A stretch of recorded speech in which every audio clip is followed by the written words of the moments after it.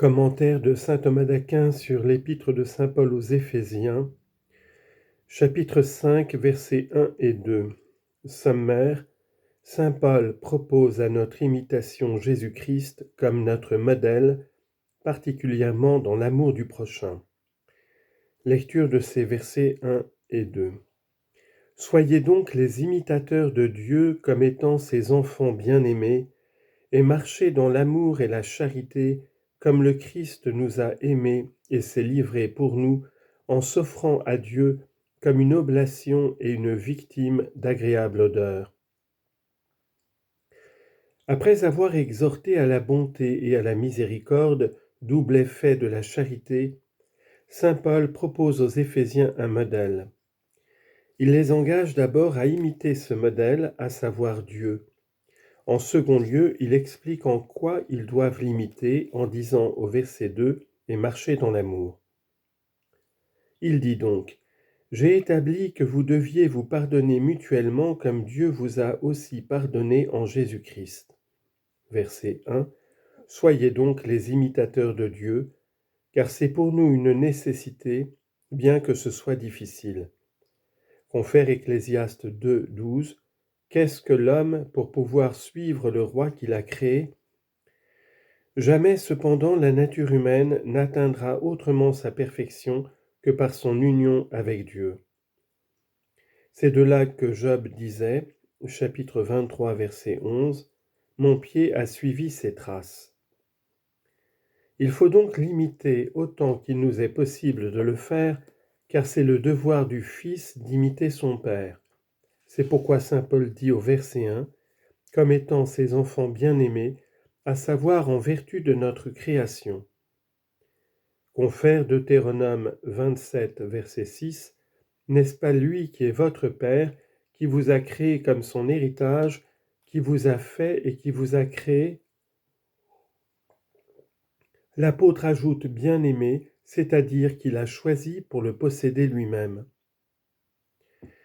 Dans ce qui suit au verset 2, « et marcher dans l'amour », saint Paul indique d'abord la manière d'imiter Dieu, c'est par la charité. Il donne ensuite la preuve de l'immense charité de Dieu en disant au verset 2 « Et il s'est livré lui-même pour nous ».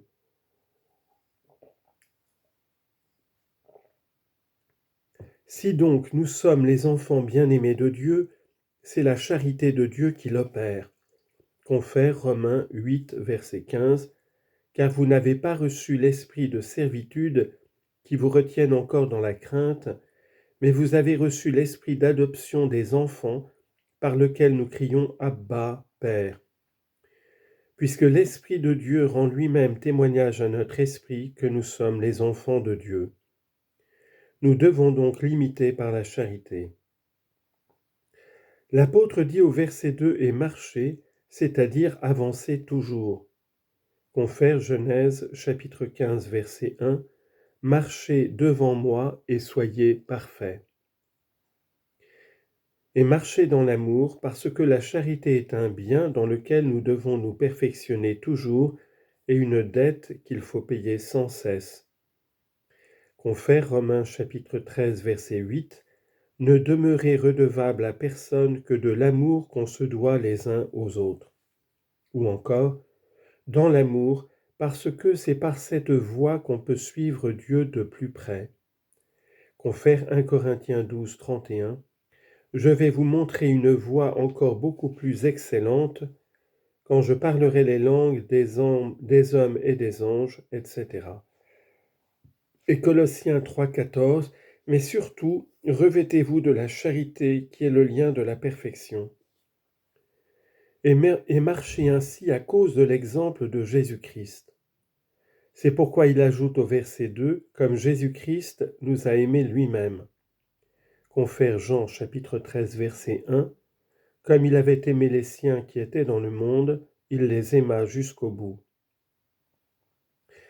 Et parce que, suivant saint Grégoire, dans une de ses homélies sur saint Jean, la preuve de l'amour c'est l'accomplissement des œuvres, saint Paul ajoute au verset 2 « Et il s'est livré pour nous. » Confère Apocalypse 1, 5 « Il nous a aimés et il nous a lavés de nos péchés par son sang.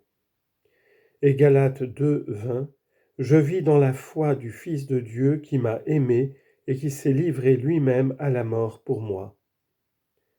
Confère Isaïe 53, verset 12, il a livré son âme à la mort. Or cette mort a été pour nous utile et nécessaire. C'est pourquoi saint Paul ajoute au verset 2 comme une oblation et une victime d'agréable odeur. L'apôtre s'exprime ici à la manière de l'ancienne loi, dans laquelle, confère Lévitique chapitre 4 verset 2, on devait offrir pour celui qui s'était rendu coupable une victime et une oblation pour le péché, ainsi qu'on l'appelait.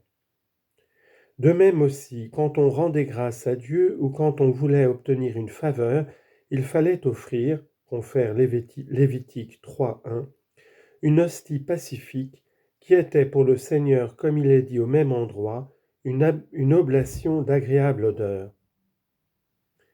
Or toutes ces prescriptions ont été accomplies par Jésus-Christ, car, pour que nous soyons purifiés de nos péchés et que nous obtenions la gloire, il s'est livré lui-même pour nous en oblation par tout ce qu'il a fait pendant sa vie. Confère Isaïe chapitre 53 verset 7, il a été offert parce que lui-même l'a voulu. Et comme une victime devant Dieu pour le péché, et en odeur de suavité. L'apôtre fait ici allusion à ce qui est dit au 3e chapitre du Lévitique. Toutefois, il est certain qu'alors cette odeur n'était point agréable à Dieu, parce qu'elle était en elle-même, pour ce qu'elle était en elle-même, mais pour sa signification, en tant qu'elle marquait l'oblation pleine de suavité du corps de Jésus-Christ. Confère Genèse chapitre 27 verset 27, l'odeur qui sort de mon fils est semblable à celle d'un champ plein de fleurs. Et Cantique des Cantiques 1.3, entraînez-moi après vous, nous courrons à l'odeur de vos parfums.